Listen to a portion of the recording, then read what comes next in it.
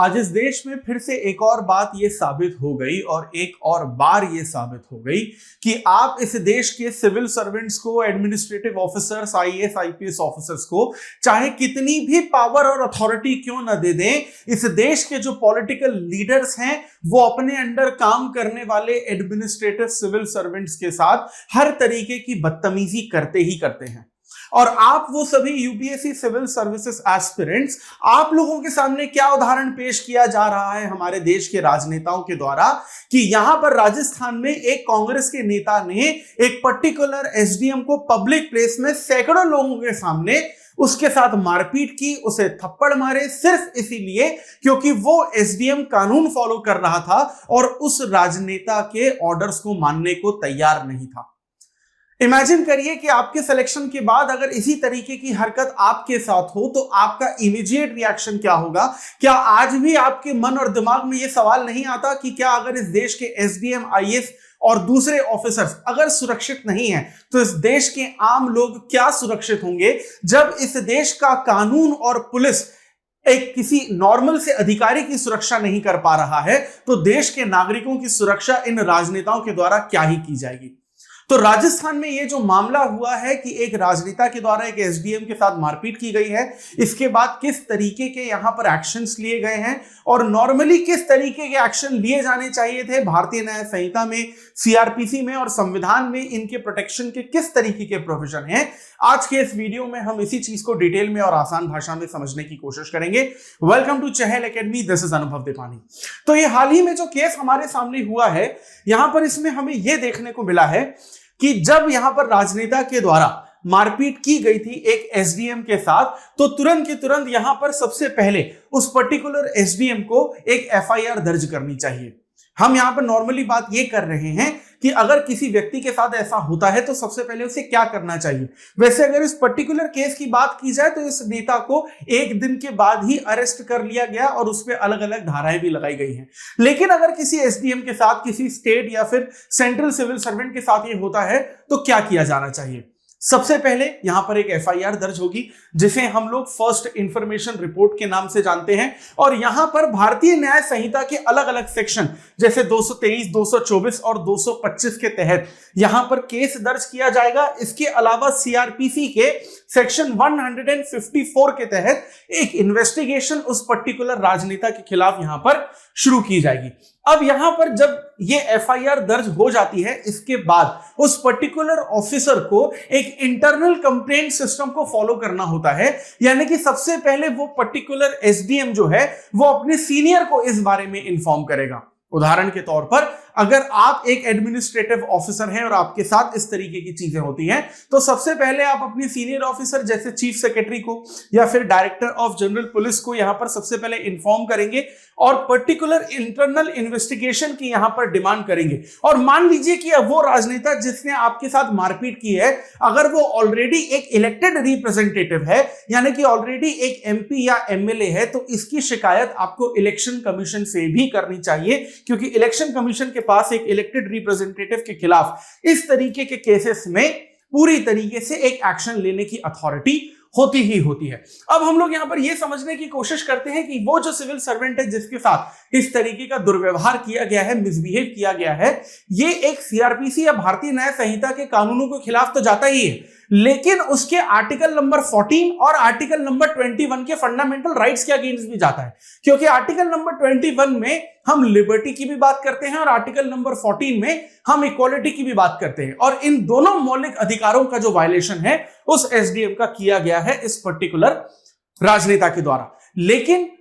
अगर किसी civil servant के साथ इस तरीके की हरकतें की जा रही हैं तो क्या हमारे सामने सवाल यह उठता है कि हमारी कानून व्यवस्था में क्या इसके खिलाफ किसी भी तरीके के कोई प्रोविजन या प्रावधान नहीं है? जी नहीं, इसका जवाब है कि प्रावधान दिए गए हैं। उदाहरण के तौर पर अगर हम लोग यहां पर भारतीय न्याय संहिता के सेक्शन 221 की बात करें तो अगर किसी भी पब्लिक फंक्शन में किसी भी पब्लिक सर्वेंट के खिलाफ या उसके साथ इस तरीके का मिसबिहेव किया जाता है तो उस पर्टिकुलर पर्सन जिस पर आरोप लगाया गया है मिसबिहेव करने का, वो सेक्शन 221 के अंडर आता है। या फिर अगर किसी पर्टिकुलर सिविल सर्वेंट को अगर ये थ्रेट दिया गया है, धमकी दी गई है कि हम तुम्हें इंजर कर देंगे या तुम्हारा नुकसान कर देंगे, तो वो भारतीय न्याय संहिता के सेक्शन 224 और 225 के तहत अपना प्रोटेक्शन कर सकता है। इसके अलावा भारतीय न्याय संहिता के सेक्शन 222, 223 और 226 में भी यहां पर उस पर्टिकुलर सिविल सर्वेंट को एक तरीके से प्रोटेक्शन प्रोवाइड करने की यहां पर कोशिश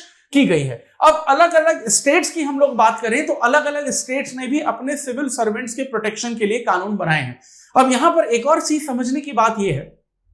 कि यहां पर स्टेट गवर्नमेंट जो है वो अलग अलग कानून क्यों बना रही है, समझने की कोशिश करिए। जब हम कॉन्स्टिट्यूशन के आर्टिकल नंबर 312 की बात करते हैं तो हम बात करते हैं ऑल इंडिया सर्विसेज की, यानी कि जो यूपीएससी सिविल सर्विसेज एग्जामिनेशन आप दे रहे हैं उसमें सिलेक्शन के बाद जो सर्विसेज आपको मिलेंगी वो ऑल इंडिया सर्विसेज के अंडर आती हैं। उदाहरण के तौर पर आज आपके सामने आईएएस, आईपीएस, आईआरएस या आईएफएस नाम की सर्विसेज हैं। कल के दिन अगर कोई और नई सर्विसेज आनी है तो उसके लिए पहले आर्टिकल नंबर 312 के तहत राज्यसभा में स्पेशल मेजॉरिटी से बिल पास होता है और फिर वो लोकसभा में जाता है। इसका मतलब ये हुआ कि अगर आप यूपीएससी सिविल सर्विसेज एग्जामिनेशन देते हैं तो आप एग्जामिनेशन तो सेंट्रल गवर्नमेंट की दे रहे हैं, लेकिन सिलेक्शन के बाद जब आपकी पोस्टिंग होती है तो आपको स्टेट कैडर मिलते हैं। मतलब सिलेक्शन होगा आपका सेंट्रल गवर्नमेंट की एग्जामिनेशन की वजह से, लेकिन आप रिस्पॉन्सिबल होंगे स्टेट गवर्नमेंट के लिए, यानी आपके प्रोटेक्शन की जिम्मेदारी भी स्टेट गवर्नमेंट की होगी।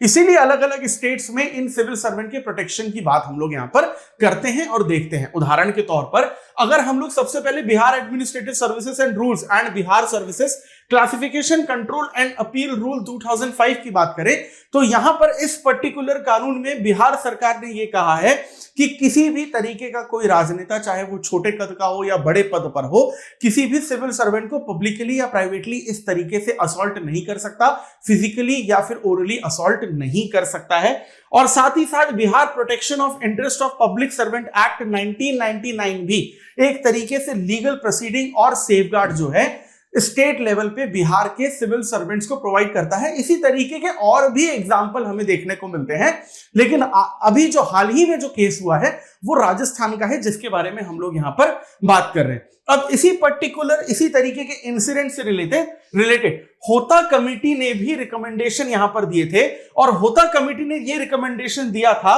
कि हम लोग यहां पर प्रिवेंशन ऑफ करप्शन एक्ट के section 197, section 13 clause 1 sub clause D और सेक्शन 19 के तहत भी हम लोग इनका प्रोटेक्शन कर सकते हैं। क्योंकि कई बार ऐसा देखा जाता है कि कोई एक सिविल सर्वेंट जो ईमानदारी से अपना काम कर रहा है, उसे रोकने के लिए जो भ्रष्ट राजनेता होते हैं वो इस तरीके से उनको पब्लिकली असॉल्ट करने की कोशिश करते हैं। तो अगर कोई राजनेता किसी ईमानदार अफसर को इस तरीके से असॉल्ट करता है, उसके साथ मारपीट करता है, तो उस पर्टिकुलर राजनेता पर भारतीय न्याय संहिता या सीआरपीसी के सेक्शन तो लगने ही चाहिए, लेकिन एंटी करप्शन एक्ट के जो सेक्शन है वो भी लगने चाहिए, क्योंकि वो करप्शन कर सके, इसीलिए वो उस पर्टिकुलर ऑफिसर को यहां पर दबाने की कोशिश कर रहा है। अब सवाल ये उठता है कि अगर इस देश में सिविल सर्वेंट्स के साथ ही ऐसा होगा तो उनके प्रोटेक्शन के लिए हमारे देश की सरकार क्या कर सकती है। देखिए, सबसे पहली बात तो ये है कि यहां पर रिपोर्टिंग और विसल ब्लोइंग होनी चाहिए, यानी कि जिस तरीके से राइट टू इंफॉर्मेशन का हम लोग इस्तेमाल करते हैं,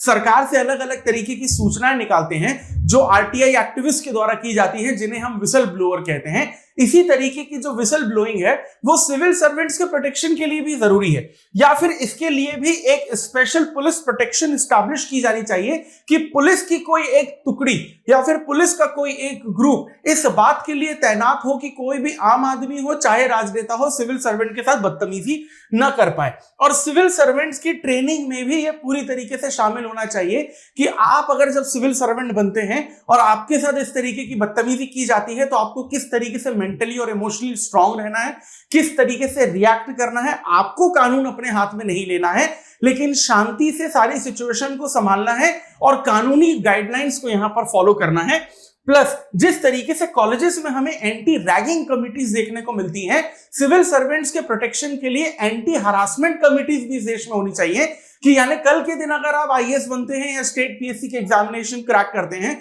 और कोई राजनेता आप लोगों के साथ इस तरीके की बदतमीजी करता है और अगर आप अधिकारी हैं तो एक एंटी हरासमेंट कमिटी जो है एडमिनिस्ट्रेटिव लेवल पर होनी चाहिए ताकि आप वहां पर जाकर कंप्लेंट जो है कर सकें और अपने प्रोटेक्शन को पूरी तरीके से इंश्योर कर सकें। प्लस यहां पर फास्ट ट्रैक कोर्ट्स होनी चाहिए क्योंकि जैसे अभी उस पर्टिकुलर राजनेता को अरेस्ट किया गया है तो ये जो केस है वो या मामला कितने दिन तक कोर्ट में चलेगा कुछ पता नहीं, हो सकता है उस पर्टिकुलर राजनेता को बेल भी मिल जाए, जमानत भी हो जाए। तो इस तरीके के केसेस के लिए एक अलग फास्ट ट्रैक कोर्ट बनानी चाहिए और टाइम लिमिट होनी चाहिए कि 3 महीने के अंदर अंदर इस पर्टिकुलर केस में जो फैसला है वो आए और जो आरोपी है जिसने सिविल सर्वेंट को इस तरीके से पब्लिकली असॉल्ट किया उसके खिलाफ किसी न किसी तरीके की कार्रवाई यहां पर होनी ही चाहिए। अब यहां पर अगर केस चलेगा फास्ट ट्रैक कोर्ट में तो सीधी सी बात है कि गवाहों को, विटनेस को भी बुलाया जाएगा। अब भारत में तो राजनीति में, फिल्मों में, समाज में, अपने आसपास हम ये देखते ही हैं कि विटनेस को यहां पर डराया धमकाया जाता है, कई बार उनकी हत्या भी कर दी जाती है। तो जो विटनेस यहां पर फास्ट ट्रैक कोर्ट में आएंगे गवाही देने के लिए, जो चश्मदीद गवाह रहेंगे, उनके प्रोटेक्शन की भी जिम्मेदारी यहां पर सरकार को और पुलिस को लेनी होगी और पॉलिटिकल अकाउंटेबिलिटी यहां पर तय करनी होगी। यानी कि हर पॉलिटिकल पार्टी के जो टॉप पे बैठे लीडर्स हैं उन्हें ये बेसिकली एग्जाम्पल सेट करना होगा अपने निचले स्तर के सभी नेताओं के साथ कि आपको सिविल सर्वेंट्स के साथ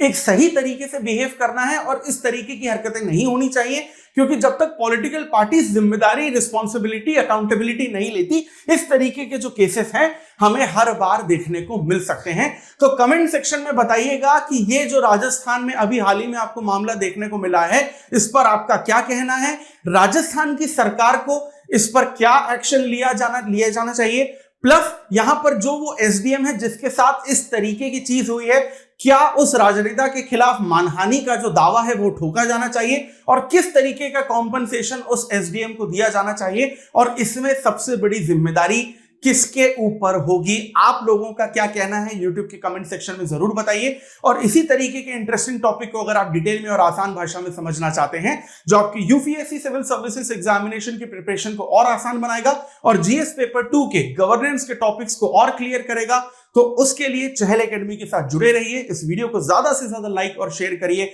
और सब्सक्राइब करिए हमारे चैनल को इसी तरीके के कंटेंट को कंज्यूम करने के लिए। This is Anubhav Deepani signing off. I will see you in the next video. Thank you very much.